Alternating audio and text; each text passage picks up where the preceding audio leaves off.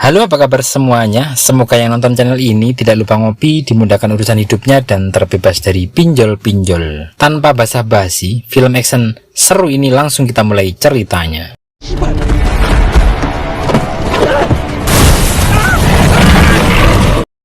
Kisah diawali di sebuah apartemen seorang dokter bernama Yang Gisu, sebut saja Gisu.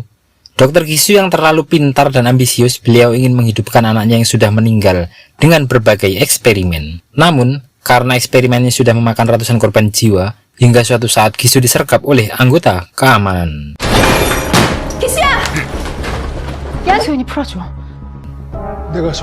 Entah kenapa, tiba-tiba di kota itu terjadi gempa yang begitu dahsyat, hingga semua rata dengan tanah.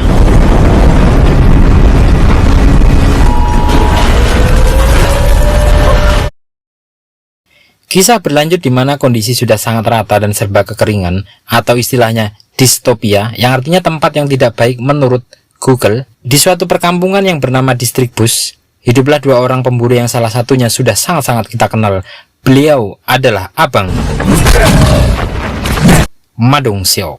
Sebut saja beliau Namsan. Hari itu salah satu orang kepercayaannya bernama Jiwan sedang jalan-jalan dan berjumpa dengan buaya darat versi hewan. Karena daging yang menggiurkan, Jiwan pun rela mengeluarkan skill serangnya menggunakan panah dan tiba-tiba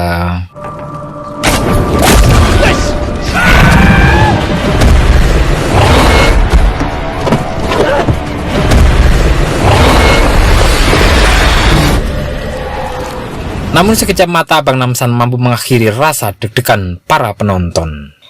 Di Distrik Bus, hiduplah gadis belia bernama Suna bersama neneknya yang lebih tua dari Suna. Kisah kembali pada Namsan di mana beliau sedang menjual hasil tangkapannya di pasar dibantu oleh Jiwan. Pasar ini bertransaksi dengan sistem barter, kaos, kemben, kupluk pun bisa ditukar dengan secuil daging boyo. Saat datang Suna bersama neneknya, Jiwan terlihat antusias yang tandanya dia naksir pada Suna. Dan datang juga tante-tante nan cantik menggoda Namsan.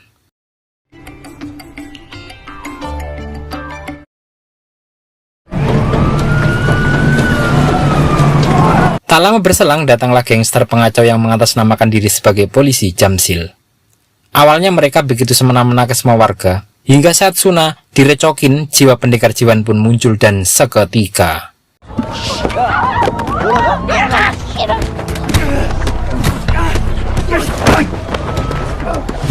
Jiwan malah dihajar oleh para gangster ini. Namsan tak mau tinggal diam, dengan ketenangannya dia melerai. Namun saat mereka macam-macam, dengan sangat heroik, ikonik dan bukan alkoholik, Namsan menghajar para perusuh.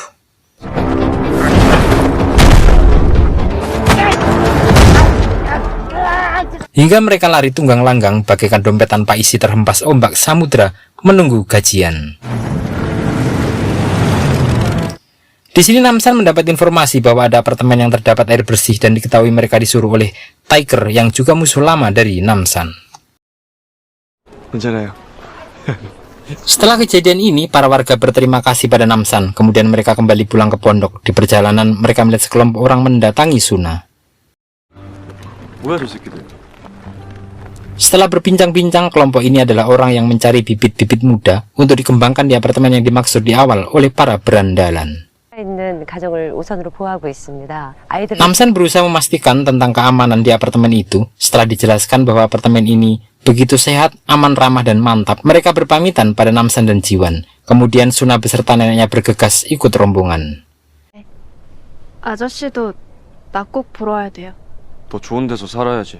Di sini dijelaskan bahwa yang ikut hanyalah para pemuda-pemudi plus walinya. Orang lain tidak boleh ikut. Saat malam tiba, Jiwan memandangi lukisan pemberian Suna dan merasa bahwa Suna naksir pada Jiwan. Di sini Namsan juga bercerita bahwa saat gempa terjadi, putrinya juga menjadi korban, sehingga beliau menganggap Suna sebagai orang lain yang harus dilindungi dengan baik. Setelah ngobrol ke sana ke sini, ini itu ini, Namsan bergegas pergi untuk berburu. Kembali kepada rombongan Suna, di mana mereka terus berjalan menyusuri semak belukar dan lembah.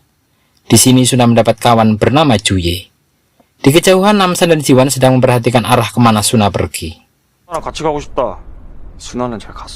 Di perjalanan itu, nenek Suna dan seorang kakek nampak kelelahan. Kemudian tibalah mereka di tempat penjemputan. Diputuskan di malam itu Nenek Suna dan seorang kakek bernama Pak Choi akan dibawa ke klinik dulu oleh salah satu dari tim mereka, dan kemudian rombongan pun berangkat. Kembali kepada Nenek Suna yang dibawa ke klinik, di perjalanan mereka nampak bahagia, namun hal tak terduga terjadi. Ternyata itu hanyalah kedok belaka dan mereka pun disikat hingga tiada.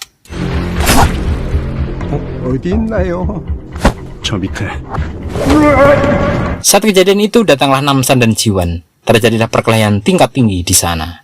Namsan begitu kaget saat melihat para pendekar jahat ini tak mampu dibinasakan.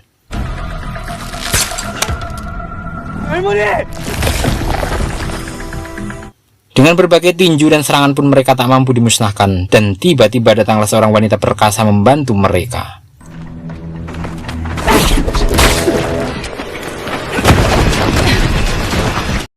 Malam itu mereka fokus mengurus jenazah Nenek Suna.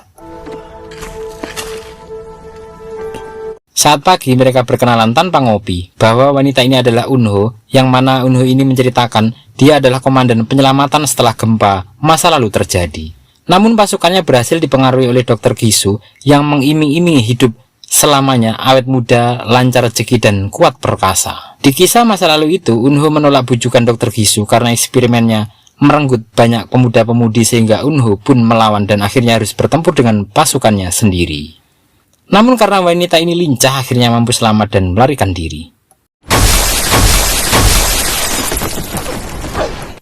Kemudian mereka bersepakat untuk saling membantu satu sama lain. Berpindah ke apartemen yang dimaksud, mereka datang dengan sambutan yang sangat-sangat gegap gempita dan ceria. Setelah itu muncullah Dr. Gisu memberi kata sambutan yang penuh semangat dan penuh harapan.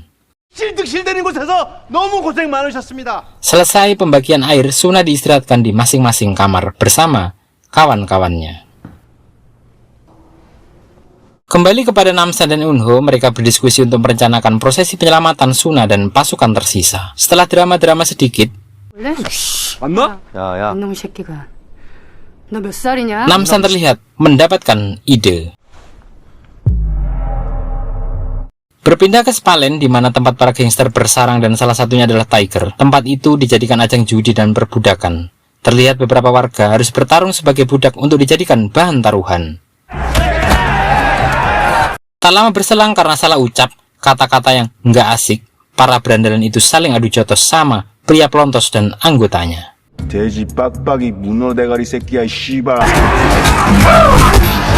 Tak lama kemudian datanglah Namsan dan tim. Terlihat Tiger menaruh dendam pada Namsan, hingga kata-kata tak mampu mendamaikan dan terjadilah batu bata melayang kemana-mana.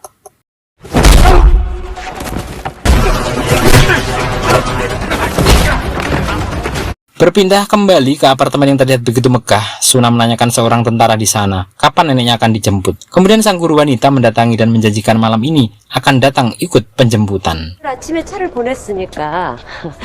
Kemudian terdengar pidato dari Dr. Gisu. Hari itu Dr. Gisu memberikan pengumuman hasil nilai sekolah atas anak-anak mereka di apartemen tersebut. Dan terpilih satu keluarga dengan nilai anak terbaik. Kemudian disambut dengan gegap gempita, orang tua dengan anak nilai terbaik akan mendapatkan fasilitas yang sangat-sangat menyenangkan. Pijet dan lain-lain pun disediakan. Setelah acara selesai, ibu guru memberitahu bahwa anak-anak akan belajar dan tinggal di lantai 8 untuk mengikuti kegiatan belajar mengajar. Sempat Suna dan orang tua Juye kaget, namun demi masa depan, mereka mengizinkan dan menerima. Setelah itu, para orang tua dipekerjakan di tempat penyulingan air di lantai dasar. Kembali ke Namsan yang masih bersama para gangster. Di sini Namsan menginterogasi asal air itu dari mana. Awalnya mereka menolak memberitahu, namun saat Namsan melakukan interogasi brutal, akhirnya Tiger pun mau bekerja sama membantu mereka masuk ke apartemen mewah itu. Kemudian Tiger juga menceritakan bahwa apartemen itu memonopoli semua air bersih. Para gangster itu terpaksa mengirim warga sebagai nilai tukar dengan air bersih di sana. Setelah Namsan puas dengan cerita Tiger, Namsan meninabobokan dengan cara pendekar. Berpindah di apartemen di mana Dr. Gisu sedang meeting dengan ibu guru dan tentara. Setelah mereka mendapat perintah, meeting pun usai. 철저히 관리 좀 부탁드리고요. 예. 주애라고 해. 18살이고 Berpindah di ruang kelas lantai 8 terlihat Suna dan Juye berkenalan. Namun Suna melihat gelagat aneh kepada para siswa di sana. Nampak para siswa itu seperti di bawah pengaruh sesuatu sehingga terlihat tatapan kosong dan terlihat bekas suntikan di leher para siswa. 도움이 되지 않는 사람들에게도 너무 많은 자원들이 Sepanjang pelajaran Suna terus mencari hal-hal aneh di ruangan itu. Di kelas, Suna juga nampak kritis akan keadaan di lingkungan sekitar. Berlanjut di kelas, tim tentara membagikan air minum dan hanya Suna yang tak mau meminumnya. Kemudian datanglah Dr. Gisu memberikan kata-kata sambutan. Terlihat Juye dengan polosnya terlihat antusias.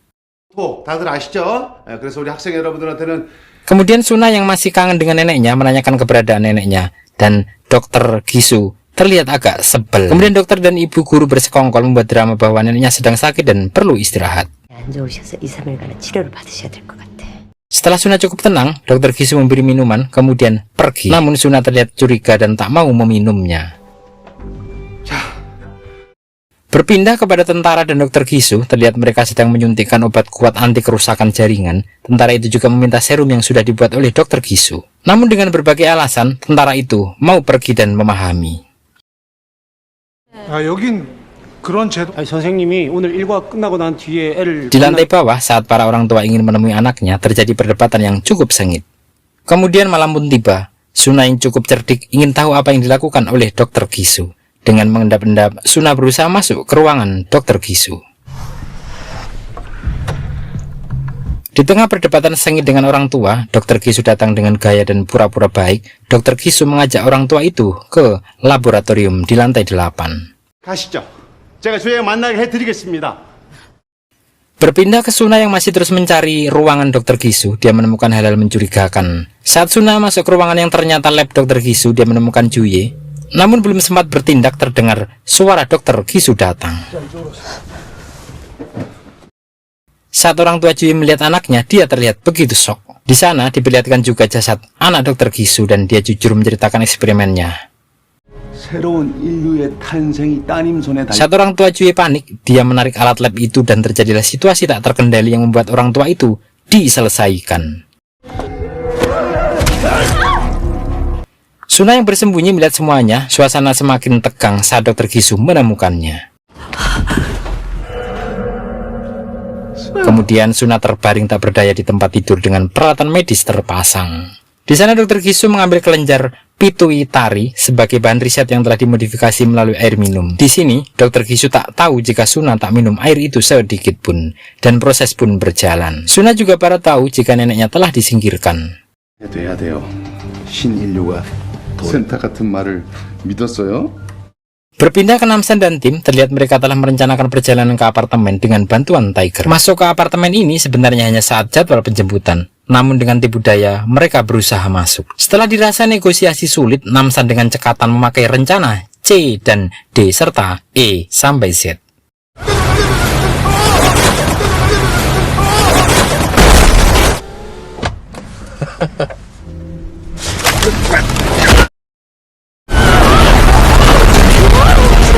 Tower pengintai dihajar dan mereka menerobos masuk ke apartemen. Seketika mereka mendapat serangan bertubi-tubi. Kemudian tentara dan guru wanita itu berkoordinasi agar Dr. Gisu dikabari, serta sengaja membiarkan Namsan agar masuk ke dalam penjara di lantai dasar. Serangan dan perlawanan terus terjadi. Namsan menerobos masuk ke dalam penjara. 네, 맞아요. Di ruangan lab Dr. Gisu, guru wanita ini telah memberi informasi kedatangan Namsan, dan nampak Suna sedang diproses untuk pengambilan pituitari. Berpindah ke penjara, mereka masuk dengan mudah, namun Jiwan heran kenapa mereka tak dikejar. 근데 왜 아무도 안 따라오죠? Saat Unho mendapati anak buahnya, ternyata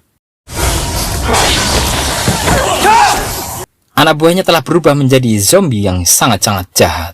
Dan seketika pecah pertempuran di penjara itu. Dengan gagah berani, Namsan dan Jiwan berjibaku. Nampak Unho masih shock akan kenyataan bahwa anak buahnya telah berubah menjadi mayat hidup yang saat ini memusuhinya. Setelah sekian lama bertempur, akhirnya Namsan dan tim mampu menyelesaikannya. Terdengar suara panggilan dan pemberitahuan dari Dr. Gisu bahwa ada penyusup di apartemen. Namun dengan gagahnya, Namsan menentangnya dan menantangnya. 우리 수나 데리고. Setelah itu Namsan bersiap untuk pertempuran yang sengit dan lebih besar. Berlanjut di pertempuran, Namsan terus menunjukkan kapasitasnya sebagai manusia kuat nan cerdik.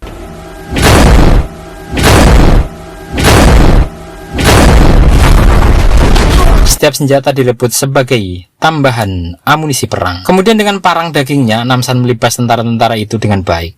Namsan terus bertempur, tak kenal lelah dan tak kenal menyerah. Jiwan dan Unho terus bergerak menahan serangan musuh. Kemudian Jiwan bergerak ke lantai 8. Sedangkan Unho dengan sangat atraktif, lincah dan menggemaskan menghancurkan musuh-musuh itu.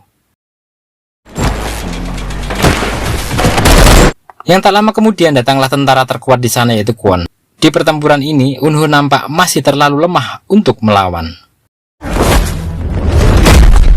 Berpindah kepada Jiwan, dia terus bergerak mencari Suna dan akhirnya dia temukan ruang kelas. Namun tiba-tiba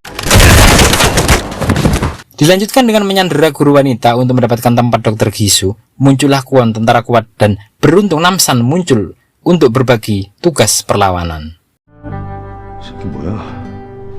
Di dalam lab Dr. Gisu, dia telah mengambil serum dari Suna. Namun hal tak terduga terjadi.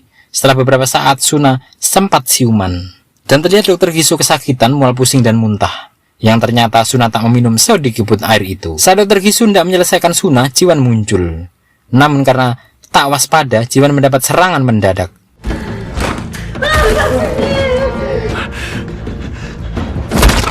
Dan Dr. Gisu bersiap pergi bersama kru pendukungnya. Kembali kepada Namsan, terlihat dia sedang sibuk dengan tentara Kwon. Dengan berbagai trik, tips, dan jurus andalan, akhirnya Kwon mampu dieksekusi secara sepihak oleh Namsan.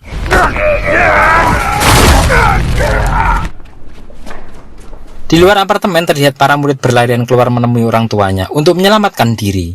Kembali di lantai 8, Namsan mampu masuk namun dihalangi oleh bodyguard wanita. Dengan cerdas cermat, Namsan menghancurkannya.